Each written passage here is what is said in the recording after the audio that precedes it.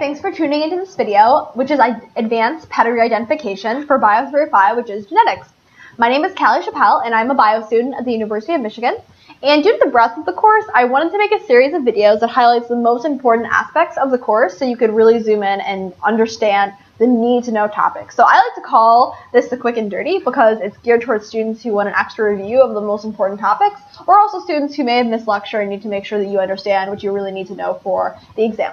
So the topics covered in this are more diverse than they typically are. So you learn pedigrees and you learn about very limited cases. So homozygous dominant, homozygous recessive, dominant, recessive, autosomal, or X-linked. But there are actually a lot more types of pedigrees and types of traits than just those. And we need a video to understand what those look like in pedigrees and also like what they are. So when you're looking at pedigree, you're not confined to just a limited number of cases because in actuality it could be many more, especially since they want to trick you on exams. So in this video, the first three topics, maternal inheritance versus maternal effect and linked genes, are topics that are covered for exam 1. Imprinting is the last one, and that's actually not covered until the epigenetics lecture near the end of the course, so that's only covered on the final. So if you're reviewing for exam 1, you can just end the video after linked genes. If you're studying for the final, you need to watch it to the end. So maternal inheritance. Maternal inheritance is when children inherit non-nuclear organelles from one parent, usually the mother. So we know that all humans inherit all their mitochondria from their mother. There's no mitochondrial father stuff going on. There's none of that. Also, it's uniparental, so it comes from all just one parent, like I said, and it's related to inheriting non-nuclear genomes. So the only non-nuclear genomes that we talk about in the class, and I think only exist, are mitochondria and chloroplasts. Call me out if there's like some weird exception I don't know. So if there, for example, is some kind of trait associated with mitochondrial DNA, then that will be inherited 100% by the child. Example of this is variegation 4 o'clocks. And then how do you identify these when you're looking at a pedigree? Well, all the children will have the genotype of the mother. So in this pedigree, the mother is showing this. Then all children match the mother. Here, mother's this. All children match the mother. Here, mother's this. All children match the mother. Here, mother is this. All children match the mother. Here, mother is this. All children match the mother, etc. Now, this stands in contrast to maternal effect, and this is where the genotype of the mother affects the phenotype of the child. This is a key phrase that you need to make sure you remember, like recite it before you go to bed, write it on your arm, whatever you need to do to make sure you don't forget it. And the molecular basis of maternal effect is that zygotic genes are not expressed right away. And this makes sense because when you've got a little zygote growing, obviously your DNA is not going to be immediately coding for mRNA, immediately coding for proteins. There's a little gap time there. So in that gap time, the mother's RNA and proteins actually affect the phenotype of the child before the child's own DNA kicks in. So a really good example of this is bicoid or bicoid mRNA. Now, bicoid means two-tailed. So this happens in developing flies, and that's where the mother adds the bicoid mRNA at one end of the embryo to divide the development of the head. This is cool because this indicates that it's not the embryo's DNA that determines where the head grows. It's actually mRNA imported from the mother that determines the actual directionality of the developing fly embryo. And these are not caused by maternal organelles. These are not caused by mitochondria or chloroplasts in the mother. They're caused by other things that are in the mother's cytoplasm / genotype, obviously, because the genotype of the mother is what influences what's in her cytoplasm. How do you identify this? Well, all children follow the genotype of the mother in the step right before. So in this case, the genotype of the mother is a, and we're going to assume that this, well, we're not going to assume, but we know that this trait is autosomal recessive. That's important. So here, these children, even though their actual genotypes are dominant, they're showing the phenotype of the homozygous recessive because mom is homozygous recessive. Likewise here, even though this individual as the genotype of someone who should be showing the dominant trait, actually is showing the trait of the homozygous recessive because that's what mom looks like. Here's kind of a weird case. These two both look like they're dominant, and they look dominant, But the reason why they are dominant is because mom, even though her phenotype is homozygous recessive, is actually, her genotype is actually dominant. So let's compare these when we're actually looking at pedigrees and breaking this down. So let's talk about maternal inheritance first. So that's when things in non-nuclear genomes affect the phenotype or completely determine the phenotype and genotype of the child. So here's the mother. Let's say the mother is, we're going to be talking about autosomal dominant traits here. This is the assumption. We're not talking about X-linked or any other weird stuff. Autosomal dominant trait. So let's say mother is big A, and then dad is little a. So all progeny are going to have the genotype of big A, little a, and they're going to have the phenotype of big A for mother. So let's say, I'm just going to say all progeny. So let's say that we cross the progeny with, all progeny will have the genotype of big A. I'm sorry, that was completely wrong. So you'd think that it would be big A, little a, right? Because that's normally how that cross would be. But no, because you're inheriting all from the mom, it's going to be the exact same. So when we do this cross, sorry, ignore this, big A, let's say we did the same cross again, right? Let's say we did a cross this time with a heterozygote. All progeny are also going to be big A, because essentially it's just coming from the mother. So one more level, we're going to cross this with, I don't know, let's do the same thing again. All progeny will be big A. So you're just going to see goes from this to this to this. This is just exactly the same. So that's really easy, okay? Because all the genotype and the phenotype of the offspring will just be whatever the mom is. Now, where things get a little wonky is with this maternal effect business. So we're going to start with the exact same genotypes that we started over here. So mom is big A, and dad is little a. Okay, so what will the progeny look like? So let's say this is the parental generation. This is the F1. Well, their genotypes will be normal. The genotypes will be just like whatever this cross is, okay? But their phenotypes will be mom's phenotype. The phenotype will be looking like this. Okay, because remember, maternal effect is where the genotype of the mother affects the phenotype of the child. Okay, so the genotype of the mother doesn't affect the genotype of the child, it only affects the phenotype of the child. So the genotype is what we'd expect, but it may not always correlate with the phenotype. Okay, so let's say we have our F1 cross. Let's say we cross these guys or girls with this. Okay, so this is coming from here. What would these offspring look like? Well, if we do a Punnett square, what would the offspring look like? What are the proportions? Okay, so big A, little a, little a, little a. We get big A, little a, little a, little a. Big A, little a, little a, little a. So we would expect 50% to be big A, little a, and 50% to be little a, little a. This is for the genotype. Now, what would we expect the phenotype to be? Well, phenotype. Because the genotype of the mother affects the phenotype of the child, all of the phenotype should be big A, little a, because we're going to assume this is the mother, this is the father. Okay?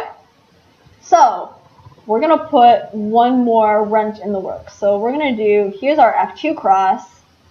We're going to do two separate F2 crosses. So here, we're going to cross this mother, cross this father. And here, we're going to do this mother, cross this father, and see what happens.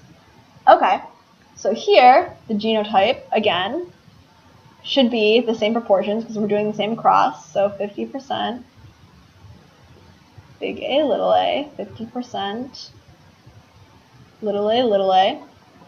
And we would expect the phenotype to match the mother again. So all big A, little a. So this is weird. This is something that you should note, that here we have organisms that have the genotype little a, but actually look like big A, little a. So that doesn't match. But that's what actually what happens. And here, in this case, we are going to have genotype all little a, right? Because if you cross these two, let's just do the Punnett square just for good measure. We're all going to get little a's. I'll do this really quick. Little a, little a, little a, little a.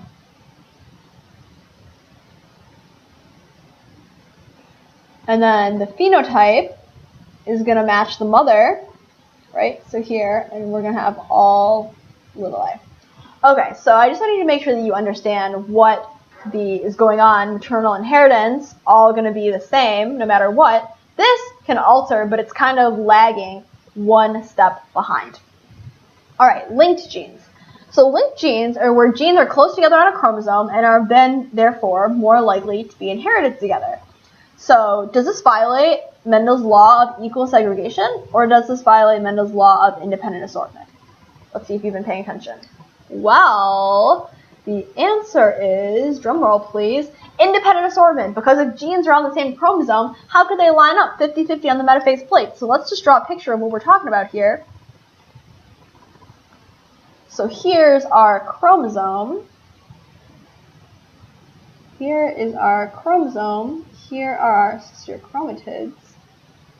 If we have, here's allele A, gene A, here's allele B, gene B, and obviously it's going to be the same. They can't somehow independently assort on the metaphase plate because they're stuck together. They're all one. So there's none of this business because they're literally stuck together. So it violates independent assortment. Equal segregation, not so much. All right. So how do we identify linked genes on a pedigree? Well, that's multiple traits being inherited together. So you can see obviously here that hemophilia and color blindness, both of which actually reside on the X chromosome. That's why you see way more males having color blindness, are linked because, look, if you have hemophilia, you're also likely to be colorblind. If you have hemophilia, you're also likely to be colorblind. That's what we see in this pedigree. So usually these aren't actually pedigree questions, but they're usually another type of math question. But I thought I'd throw this in there just in case, just so when you're looking at a pedigree and you're like, well, that's weird, you can be like, linked genes, not something that you've not seen before.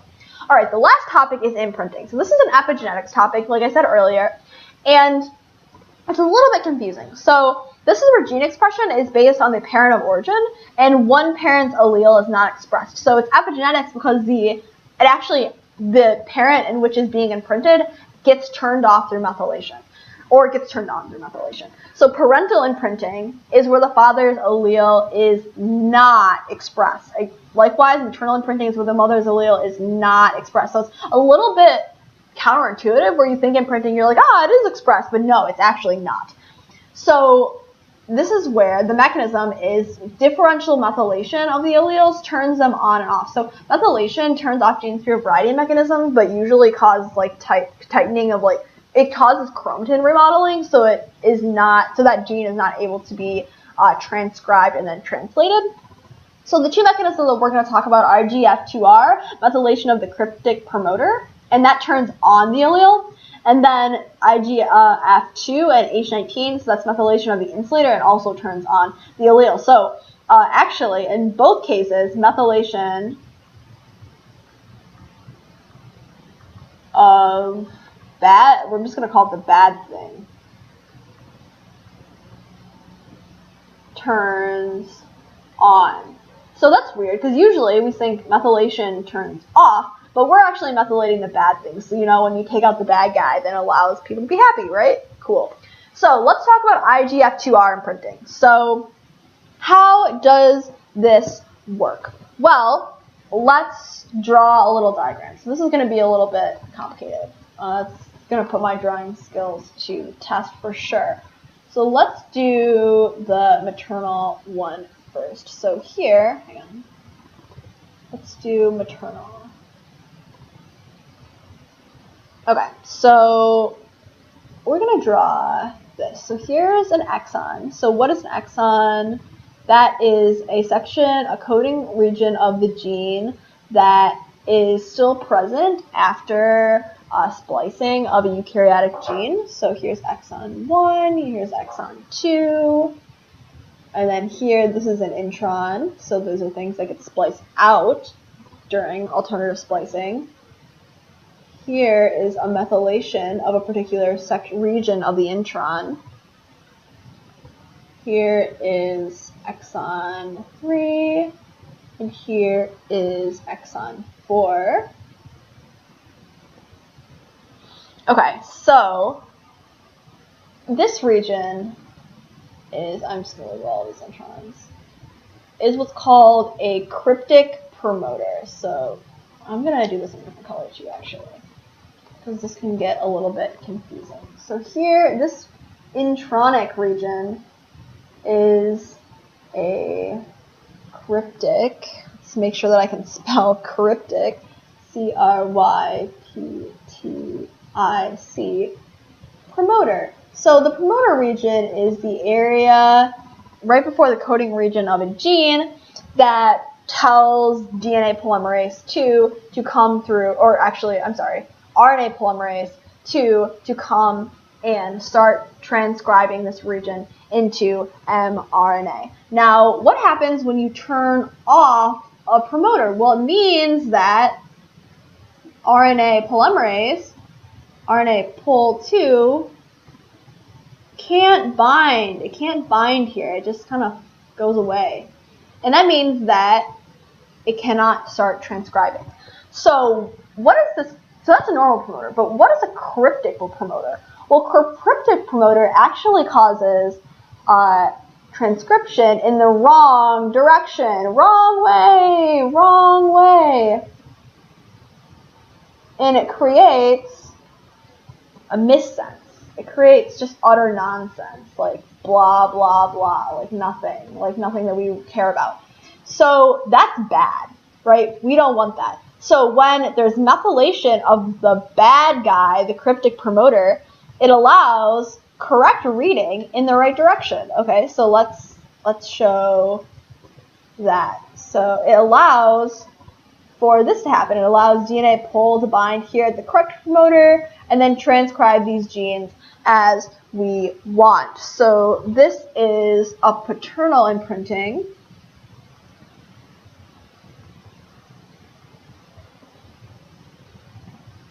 Because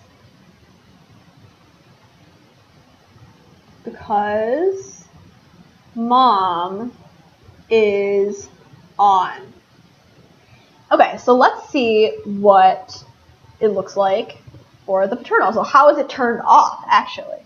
And this one's actually a little bit more easy to understand. So here is going to be the paternal. So it looks exactly the same. So here is, so bear with me as I do this, apparently at an angle. Weird. So exon 2. Here's a cryptic promoter. Exon, you'll notice that it's not methylated. E4. Right, and here's our introns. Here's our cryptic promoter. Let's do that in blue like I did previously. It's a little bit hard to see.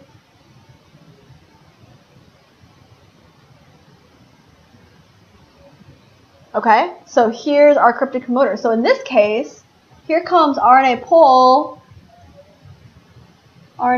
2. It comes and binds. It can bind at the cryptic promoter site and start transcribes in the, oh wow, that looks really weird, in the wrong direction. I don't know why it's doing this to me. Sorry if it looks weird. It transcribes in the wrong direction. And what that results in is paternal imprinting. Wow, this drawing board's being weird. Sorry for this. Because dad is off. Okay, dad is off now because this is just utter nonsense. This is not transcribing these genes that actually matter, okay? So that is what happens with IGF2R imprinting. So the big takeaway behind this is we're dealing with the cryptic promoter. And then methylation equals on. Wow, I don't know what's going on. Methylation equals on. Okay, so the second type of imprinting is IGF2 H19. So the little background knowledge that you need to know, and you'll learn this if you are taking the second part of the course, is about insulators. So insulators are a sequence of DNA that, if it occurs between an enhancer, which is a gene sequence that's required for transcription, and eukaryotes related to regulatory transcription factors, or RTFs, prevent the transcription of the enhancer's gene. So insulators prevent transcription is the big takeaway. So insulators prevent transcription. And then we are going to look at what happens. So again, this is related to methylation. So let's do the maternal to begin with, like we did before, and let's draw a little picture of what we are talking about and what this looks like. I actually kind of like the dark color. I think I'm going to do that. So here we go, maternal. The maternal. Oh, I didn't mean to cross that out again. So here is our intron or exon, intron IGF2. Here's our insulator. Okay, so here this is an insulator. So again, what is an insulator? It is a sequence of DNA that, if it occurs between an enhancer and a gene, prevents the transcription. Insulation element, or insulator. And then here is H19. So IGF2 and H19 are just different genes. So H19, and here is the enhancer.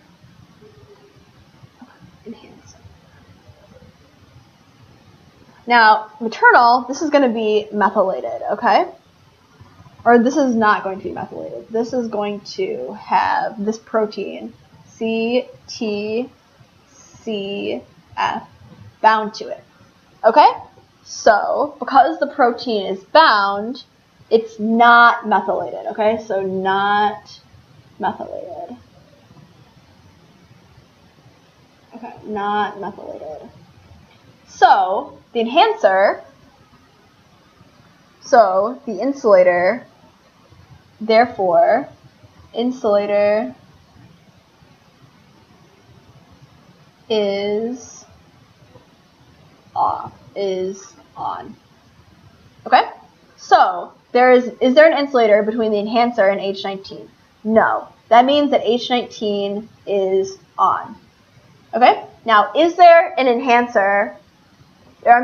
insulator between the enhancer and IGF2? Yes. That means that, we're trying to go to IGF2, but there's this big roadblock. Stop.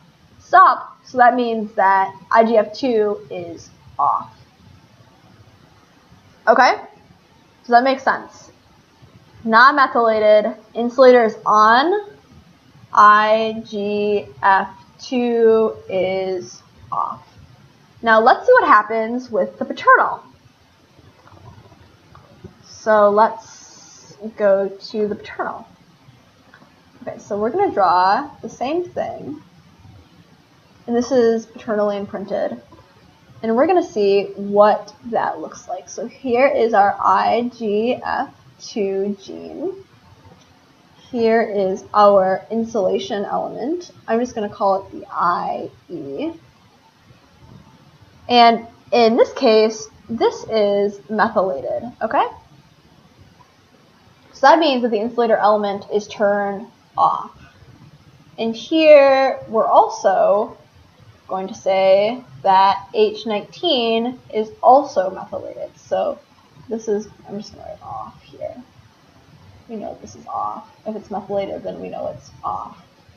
The thing that is methylated is off. So here is the enhancer. Okay. So now what does this mean? So can the enhancer turn on H19? Well, there's no insulator that's on, so yeah, you'd be like, yeah, sure. But wait a minute, it's methylated. Methylated, remember, means that there's been chromatin remodeling, so the chromatin is so tightly packed together that it cannot be read because it's so tightly coiled, which means that, oh no, even though there's no insulator, it's still off. All right, well, what about IGF-2? Well, is there an insulator? Yes, but is that insulator on? No, that insulator is off because it's been methylated, which means that the enhancer can reach across, there's functionally no insulator present, so IGF-2 is on. Okay, so in this case, the IE is methylated.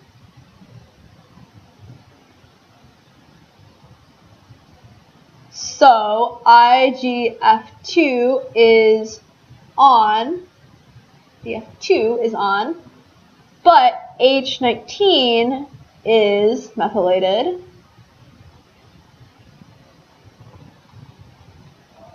So H19 is off. Okay? So does this make sense? So when the insulation element is not methylated, IGF-2 is off, right? Because the insulator is working. If the insulator is methylated, then IGF-2 is on because the insulator is not working. If H19 is non-methylated, then it's on because there's no insulation element between the enhancer and H19. However, if H19 is methylated, then it's off regardless of whether or not there is an insulation element. So this is a little bit more confusing, but you need to make sure that you understand it well. So how do you identify imprinting pedigrees? Well, to identify it, it actually looks very much like an autosomal recessive trait. But you know that for it to be autosomal, a person marrying in would have to be a carrier, because we assume if we're talking about a rare trait that anyone marrying in is homozygous dominant, then we'll know that it's imprinting. So that's the key there. So what does this look like? Well, parental imprinting, if it's parentally imprinted, then aka the paternal allele is off, then the offspring will show the phenotype allele from the mother. So in this case, let's actually go through and see what this looks like. Let's pick a good color. I can like this orange actually. So here's mom. So let's say this is a autosomal recessive.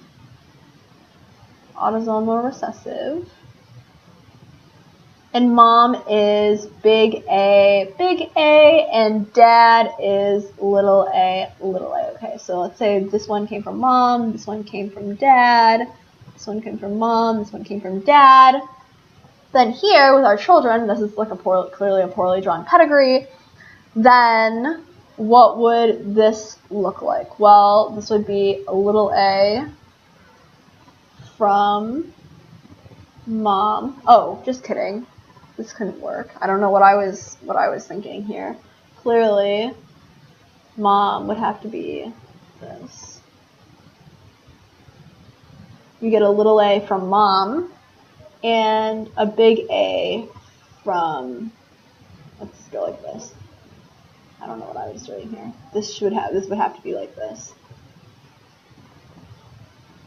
And a big A from dad, even though you would normally expect this to show the normal autosomal dominance trait. Because this is turned off for the father, it's going to show the allele that we got from the mother only, which in this case is recessive. So that's why this person's recessive. Now this child, let's say that we get this one from mom, and we get this from dad, then even though this is turned off, it's still going to show the dominant trait. Okay. So here sorry for that I like mess this up to begin with, but this is what it should actually be. So maternal imprinting. So if it's maternally imprinted, then the maternal allele is off, and the offspring will show the phenotype of the allele from the father. So we're going to start here. Let's say that this father is, I don't know, they got this from their mom, and they got that from dad.